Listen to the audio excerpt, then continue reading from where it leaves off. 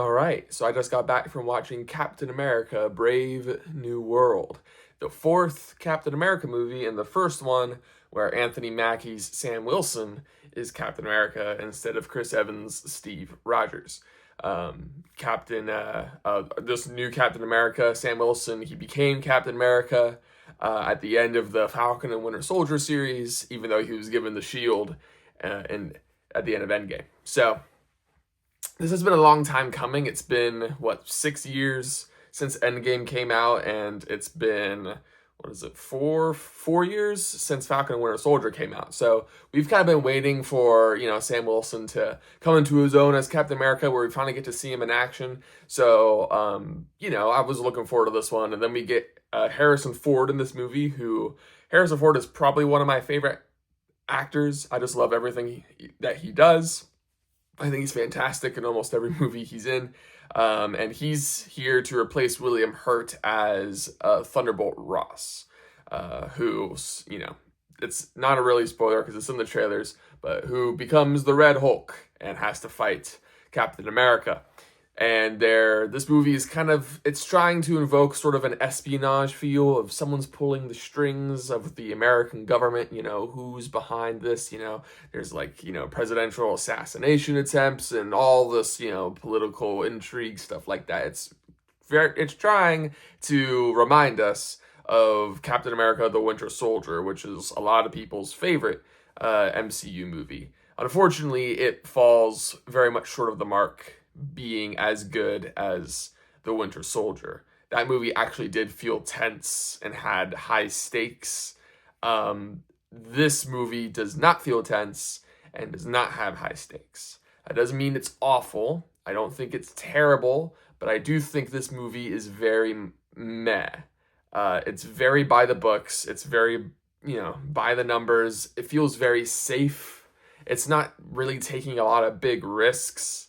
The comedy is, not every MCU movie needs to be, a comedy, but here it's just kind of stagnant, and that's just kind of the whole movie is just kind of stagnant. The character arcs are basic, the plot is basic, the character interactions are basic, the action scenes are pretty good, especially the Hulk fight.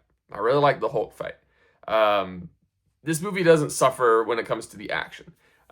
So it's got that going for it, at least.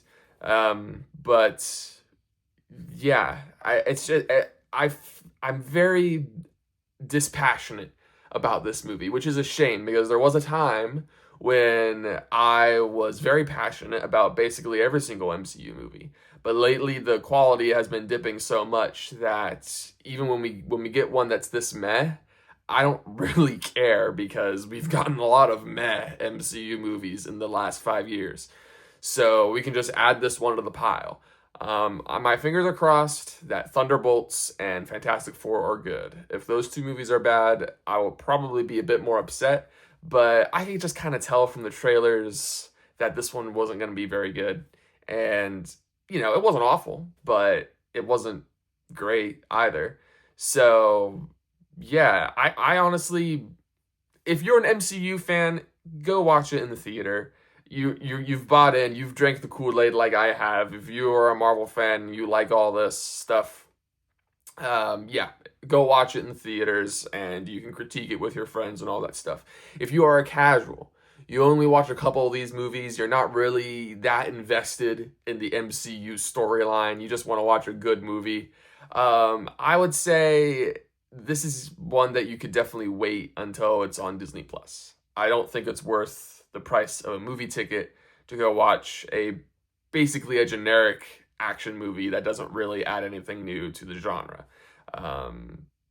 If you're desperate for a movie to go watch on date night, this is fine. But again, I really don't think it's worth a movie ticket price. So yeah, Captain America: Brave New World, played in theaters. Fortunately, not a great, but, could have been worse.